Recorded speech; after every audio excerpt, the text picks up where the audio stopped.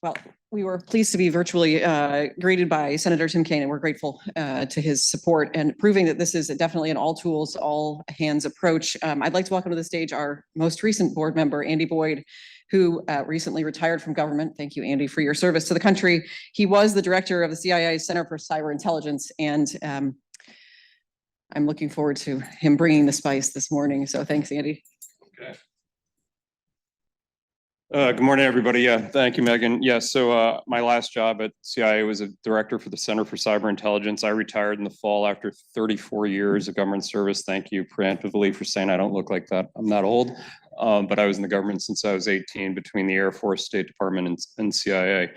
For those of you who don't know, CCI is the home of where all cyber operations originate and are executed using cyber means in a variety of ways in doing that. And more importantly to a lot of you in the room, that's where all of the strategic analysis, all source analysis for the US government, for the intel community happens at the classified level, both on nation state and non-nation state cyber threats. Prior to CCI, in CIA, I spent the bulk of my career in the counterterrorism space, principally in the Arab field. So I'm glad to be with you now. I am currently an Army of One, serving a number of advisory consulting positions and board seats at private sector for-profit companies, but also at IST. And I was very thankful to Mike, Philip, and Megan for offering me this board seat because I deeply value being part of this community and being part of the connective tissue between Silicon Valley, the broader tech world, and the DC-based policy and national security community. So thank you for having me here this morning. Again, back to my counterterrorism roots, in 2001, we as Americans suffered a cataclysmic event for which the United States government was not prepared. We're all familiar with that.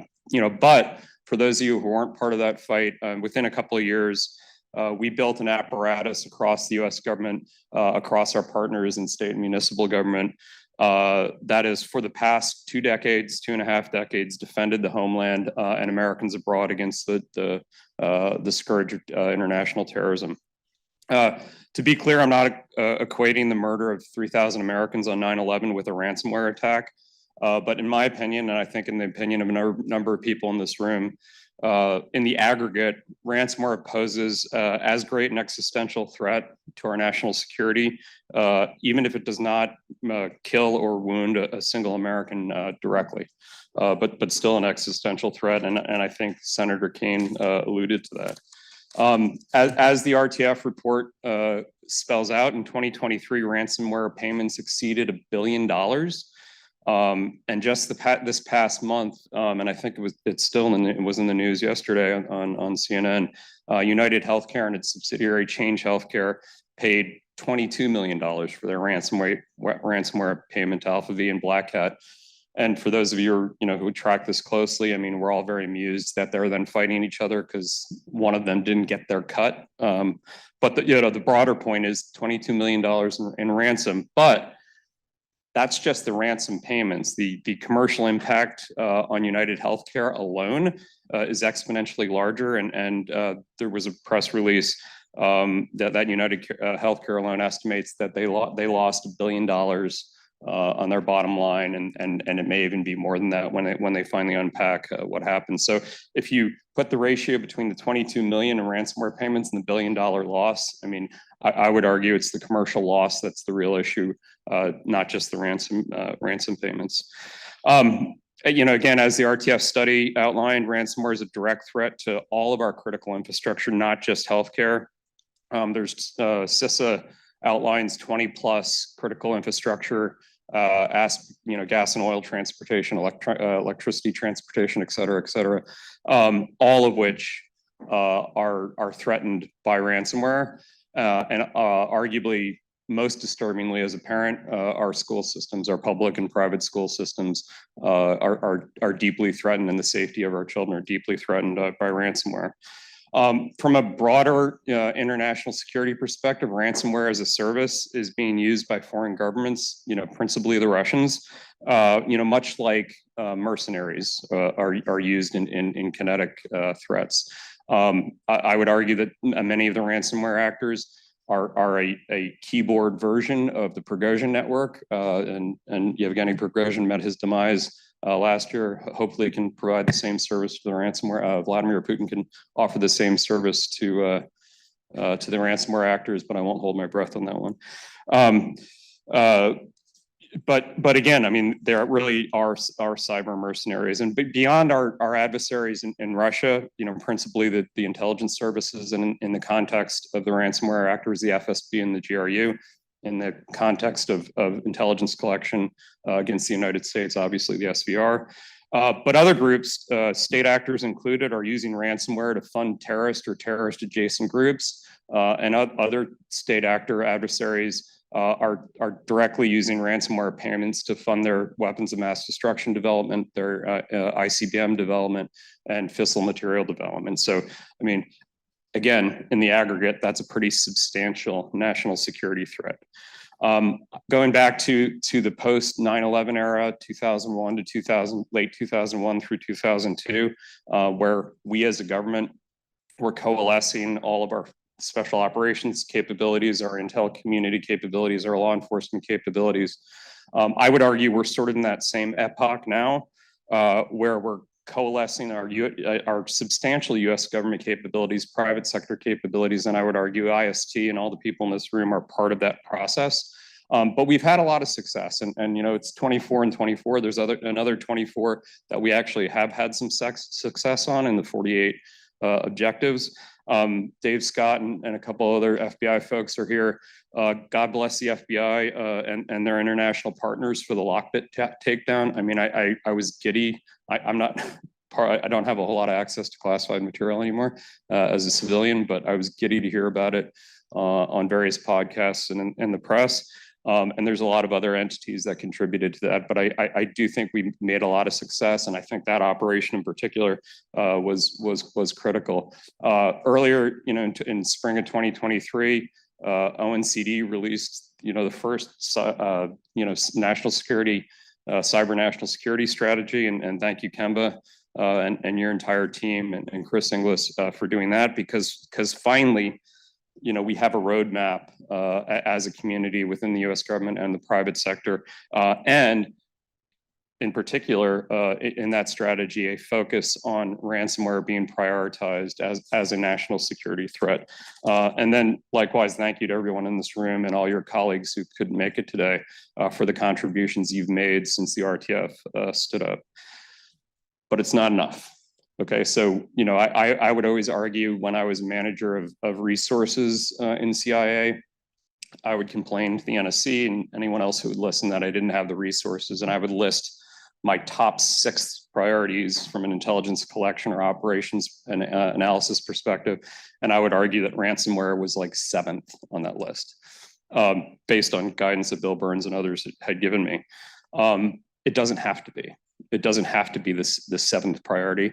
Maybe it's not the first priority, but I would argue it's certainly got to be in the top 3 or the top 4.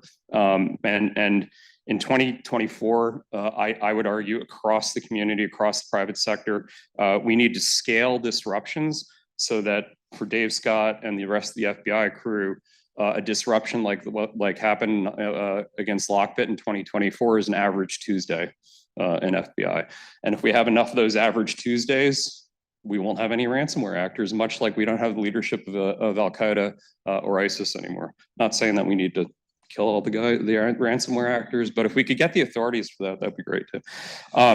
We need to disrupt payment systems, we need to disrupt infrastructure, and we need to disrupt the actors themselves. And I think in 2024, that's a long pull because most of them are in countries that are inaccessible. But I still think we need to do it. And the way I think the intelligence community can augment that is thinking along the same lines that we succeeded during the counterterrorism war.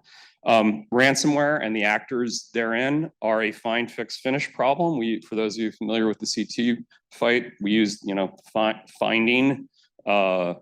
Is an intelligence collection problem, finding where they are, fixing where their location, and whatever the finished solution is, arrests other disruptions like we had in February against Lockbit, which means, to me, this has to be a higher priority for the intelligence community.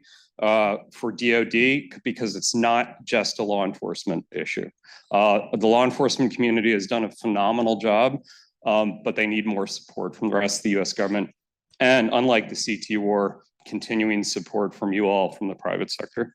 So I implore my former colleagues in the intel community and DoD to prioritize this, again, above the 7th priority that I gave it. Again, you know, you are where you sit, and that's where I was sitting at the time. And prioritize it in the way that anyone would prioritize any other existential threat from a nation state or non-nation state actor against the United States.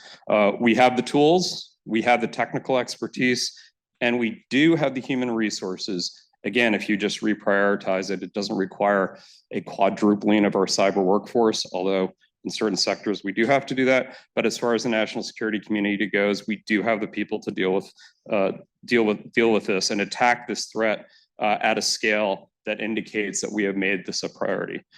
We need more intelligence sharing, both classified and unclassified, more international collaboration, and frankly, more learning from our international partners, such as the United Kingdom and their NCSC, which frankly has kind of led the way on how to take highly classified, top secret material and sanitize it down so it's useful to the private sector and doesn't give away sources and methods. So strategically, I mean, I think we need to, this is, you'll notice as we go through the agenda today, strategically, we need to broaden and deepen our ability to disrupt, to deter, to prepare and respond. And I think Kemba, whenever I shut up, is going to lead us in the disruption discussion.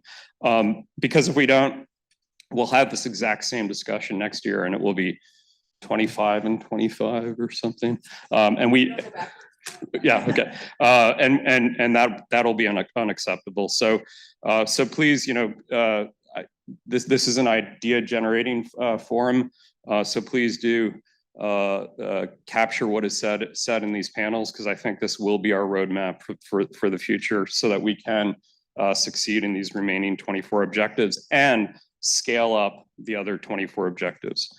So during dinner last night, I was thinking of George C. Scott in the opening scene of the movie Patton. And so what I want to leave you with before we bring Kemba on the stage is, so when you're sitting around the fireplace with your family and they ask you, what did you do during the Great War against ransomware? Because you're here, because you're engaged, because you will engage in Kemba's disruption panel and all the other panels, you can at least say that you weren't shoveling horse manure in Louisiana. For any of those of you who are familiar with that movie, you'll understand what that means. So again, thank you for your dedication to this critical national security mission, and I look forward to chatting with you during the breaks and hearing from Kemba and others on the panel. So thank you.